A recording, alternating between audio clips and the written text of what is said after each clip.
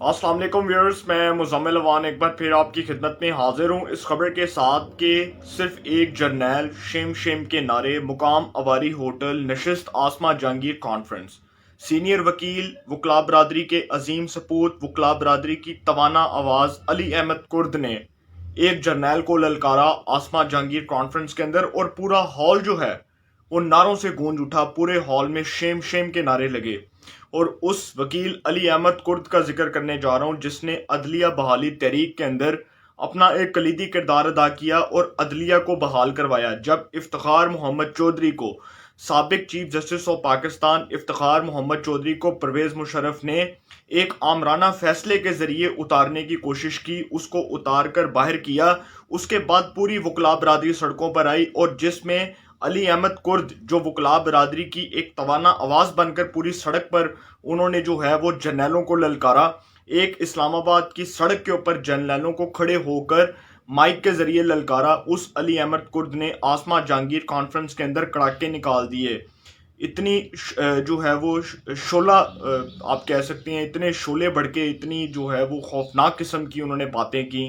कि उनकी इन बातों के बाद अब बहुत से लोग जो हैं वो ये बात सोचने पर मजबूर हो चुके हैं कि अली अहमद कुर्द जिन्होंने इतने जारहाना अंदाज के अंदर स्पीच की है, इतने जारहाना अंदाज के अंदर पूरी पाकिस्तानी कौम का मौक़िफ़ बयान किया है, अब उनके इस मौक़िफ़ को बयान करने के बाद बहुत से लोगों को इस बात का अदराक नहीं हो रहा, बहुत से लोगों को अब इस बात का मालूम नहीं हो रहा कि अब उनके पल्ले क्या रह गया। दूसरी बात यह है कि जी अली अहमद कुर्द ने जो बातें की हैं यही बातें पाकिस्तानी अवाम भी करती है, यही 22 करोड़ अवाम भी करती है। अली अहमद कुर्द का कहना था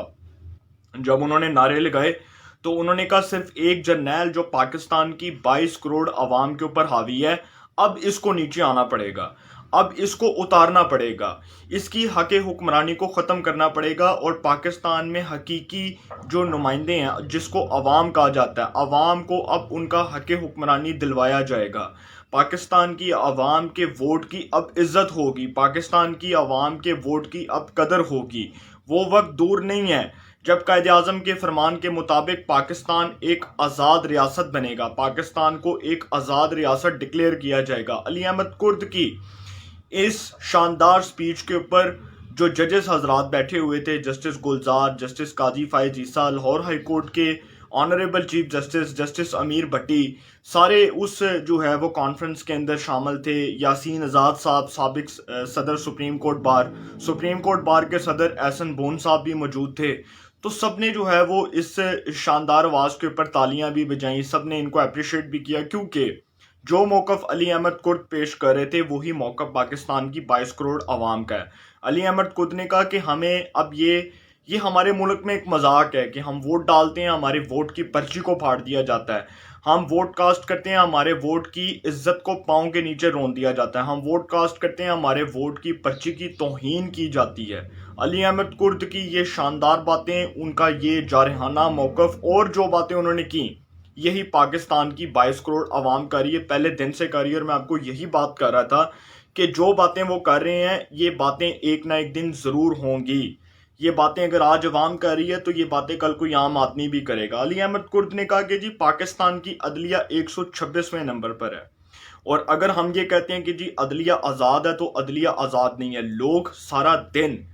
अदालतों के चक्कर लगाते हैं, साइलीन इंसाफ के लिए अदालतों के दरवाजे खटखटाते हैं, साइलीन इंसाफ के लिए अदालतों में मारे खाते हैं, साइलीन इंसाफ के लिए दिन ब दिन जो है वो सारा दिन दर बदर की ठोकरें खाते हैं, लेकिन उनको इंसाफ नहीं मिलता। जजेस को इसके ऊपर फैसला करना चाहिए, जुडिशरी बैठे, जजेस बैठें, जुडिशल काउंसिल बैठे और फैसला करे कि किस तरह साइलीन को इंसाफ फराम करना है, इंसाफ की राह में हायल रुकावटों को कैसे दूर करना है, इंसाफ की राह में हायल रुकावटों को कैसे जो है वो जड़ से उखाड़ना है, इंसाफ की फरामी को कैसे यकीनी बनाना है, साइलीन को बर वक्त इंसाफ के लिए कौन से इकदाम करने हैं, ये जजेस हजरात का काम है। उन्होंने कहा कि आज हमारी जुडिशरी जो 126वें नंबर पर है उसको अब ये फैसला कर लेना चाहिए कि हमारी जुडिशरी ने अपना मुकाम, खोया हुआ मुकाम, उसको कैसे जो है वो वापस लाना है। ये सब चीज़ें जो उन्होंने कही, ये बहुत अच्छे पॉइंट्स उठाए, और डेफिनेटली जो बातें वो कर रहे हैं वो एक सीनियर माहिर कानून होने के साथ साथ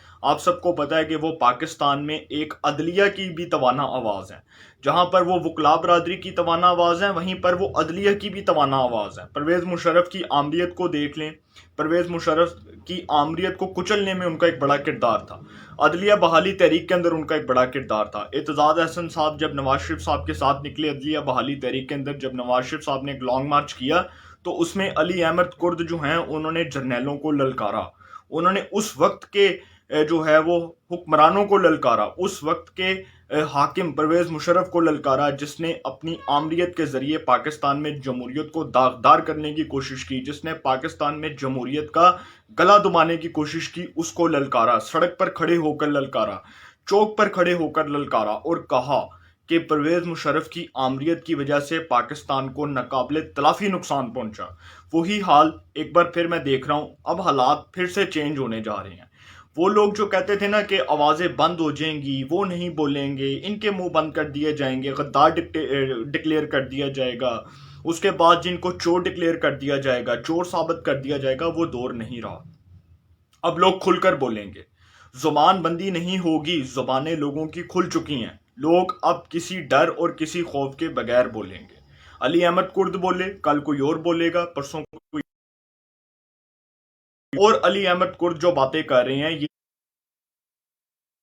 یہ باتیں ہر ایک عام آدمی کر رہا ہے. یہ باتیں پاکستان کی 22 کروڑ عوام کر رہی ہے. یہ باتیں پاکستان کا بچہ بچہ کر رہا ہے. علی احمد کرد کی بات کو اگر آگے ہم لوگ دیکھیں، اگر ہم اس کو آگے لے کر چلیں تو اس کے اوپر آگے جا کر بات کرتے ہیں. علی احمد کرد کا کہنا تھا کہ ایک جرنیل اور ایک عام آدمی میں کوئی فرق نہیں. یہی بات قائد اعظم نے ہی کی تھی کہ ایک عام آدمی میں اور ایک سپاہی میں کوئی فرق نہیں ہے. فاطمہ جناح غدار تھیں، بینظیر غدار تھیں، نواز شریف غدار تھے،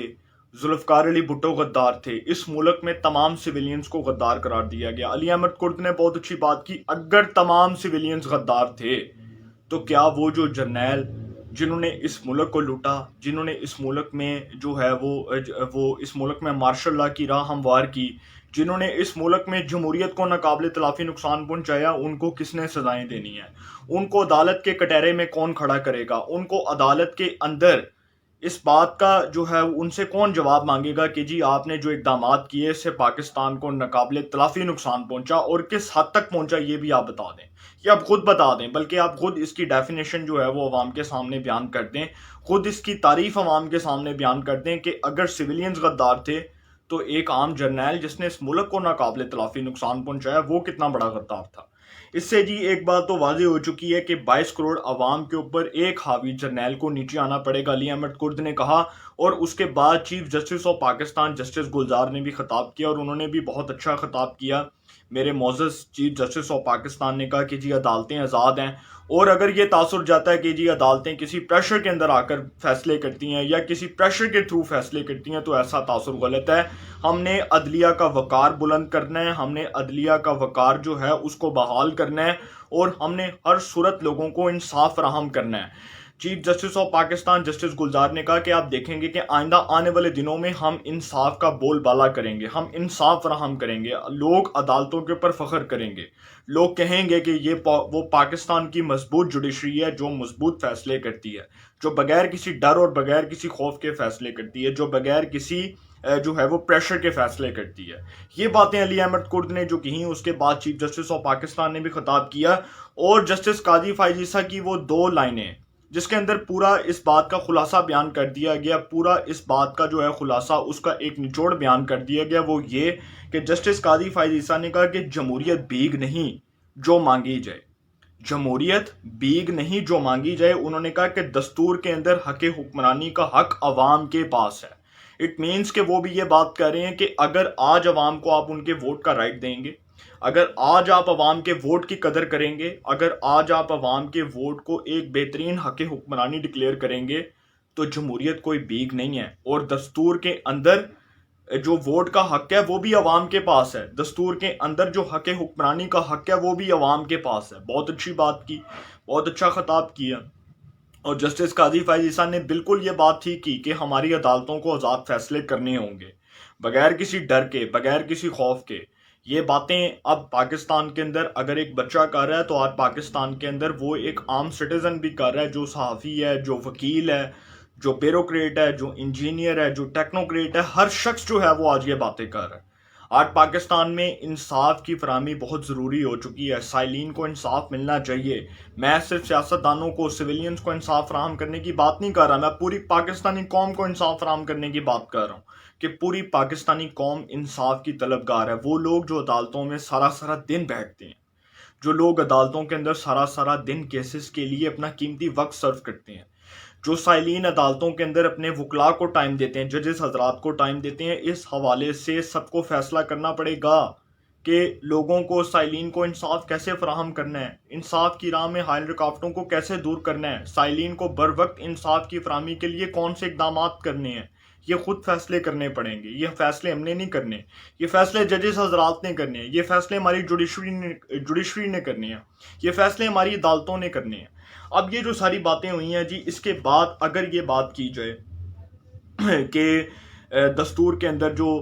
حکمرانی کا حق ہے وہ عوام کے پاس ہے، اور جب کوئی آواز اٹھاتا ہے تو وہ غدار ہو جاتا ہے، جب کوئی بولتا ہے سویلین تو اس کو جی چور کہہ دیا جاتا ہے، جب کوئی بولتا ہے تو جی اس کے اوپر آرٹیکل 6 لگانے کی باتیں کی جاتی ہیں۔ لیکن اب یہ ایسا نہیں ہوگا۔ جسٹس قاضی فائز عیسیٰ نے کہا کہ اس پاکستان میں اب یہ پریسیڈنٹ سیٹ کرنا پڑے گا، یہ مثال قائم کرنی پڑے گی کہ اگر ایک کے لیے وہ انصاف ہے تو دوسرے کے لیے بھی وہی انصاف کا معیار مقرر کیا جائے۔ یہ نہیں کہ اگر ایک کے لیے کچھ اور انصاف کے سٹینڈرڈز ہیں تو دوسرے کے لیے کچھ اور انصاف کے سٹینڈرڈز ہیں، دونوں کو پیمانے کے اندر ناپا جائے اور دونوں کو ایک ہی طرح سے انصاف فراہم کیا جائے، بلکہ اس کے اندر کوئی بھی کسی قسم کی کوئی رکاوٹ نہ ہو، کسی قسم کا کوئی جو ہے وہ فرق نہ ہو، کسی قسم کا کوئی واضح فرق نظر نہ آئے، بلکہ ایک ہی طرز کے اوپر انصاف کی فراہمی دونوں کو ایک ہی معیار کے مطابق دی جائے، دونوں کو ایک ہی معیار کا انصاف دیا جائے۔ اب اس کے بعد جی عمران خان صاحب جو ہیں، ان کی مشکلات کا تو میں نے آپ کو ذکر کیا تھا، لیکن وہ جو یہ سمجھ رہے تھے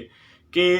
بہت آسان ہے میرے لیے کوئی ایسا کوئی ہاتھ مجھے سپورٹ کرے یا میرے لیے، کیونکہ صحافتی ذرائع کے مطابق تو آج جو ہمیں خبر معلوم ہوئی ہے وہ یہی ہے کہ عمران خان صاحب ابھی بھی یہی سوچ کر بیٹھے ہیں کہ جی مجھے کوئی سپورٹ مل جائے گی وہ، لیکن اب وہ سپورٹ عمران خان صاحب کو نہیں ملے گی، کیونکہ لوگوں کی زبانیں کھل چکی ہیں۔ زبان بندی جو کی گئی تھی وہ زبانیں کھل چکی ہیں، لوگ اب زبان سے بول رہے ہیں، لوگ اب بولیں گے، اور بڑے جو ہے وہ لوگ جو ہے وہ بڑے ایکسپیرینس کے ساتھ بول رہے ہیں۔ پہلے لوگوں کو بند کیا جاتا تھا، لوگوں کی زبانوں کو تالے لگائے جاتے تھے، لوگوں کی زبانوں کو جو ہے وہ لوگوں کی زبانوں کو جکڑ لیا جاتا تھا، لیکن اب ایسا نہیں ہوگا۔ عمران خان صاحب کی گورنمنٹ کے اندر جو نئے D G I S I جنہوں نے اپنا چارج سنبھال لیا، سب سے پہلے تو ان کو مبارکباد پیش کرتا ہوں، لیفٹیننٹ جنرل ندیم انجم صاحب کو، جنہوں نے اپنا چارج سنبھال لیا۔ اس کے بعد اب عمران خان صاحب کی مشکلات دیکھنے والی ہوں گی، اور وہ نوٹیفیکیشن جو انہوں نے روکا ہوا تھا، اب اس نوٹیفیکیشن کو روکنے کا کوئی جواز جو ہے وہ تو خیر نہیں بنتا تھا، لیکن اب وہ جو تعیناتی ہو چکی ہے، جو اپنی سیٹ پر بیٹھ چکے ہیں، جو اپنی کرسی پر براجمان ہو چکے ہیں ندیم انجم صاحب، اب وہ بتائیں گے عمران خان صاحب کو کہ نوٹیفیکیشن کیسے روکا جاتا ہے، اور وہ جو ضد اور وہ جو انا ہے اس کو کیسے ختم کیا جاتا ہے۔ اب جی صادق سنجرانی صاحب کے خلاف بھی یہ خبر آئی ہے، اور وہ یہ کہ وزیر اعظم صاحب نے اپنا ایک مشاورتی اجلاس بلا لیا پارٹی کا، جس میں یہ بات تو واضح ہو چکی ہے کہ صادق سنجرانی چیئرمین سینٹ کے خلاف تحریک عدم اعتماد آنے کا خدشہ ظاہر کیا گیا، اور بتایا گیا کہ جی اپوزیشن سینٹ کے اندر اب تحریک عدم اعتماد لا رہی ہے، اور میں اس بات کے اوپر پورے کانفیڈنس کے ساتھ یہ بات کہہ رہا ہوں کہ صادق سنجرانی اس بار نہیں بچیں گے۔ اس بار ان کو وہ ہاتھ بھی نہیں بچا سکتا جو ہاتھ ان کو پہلے بچا رہا تھا، اب اس بار ان کو وہ ہاتھ نہیں بچائے گا۔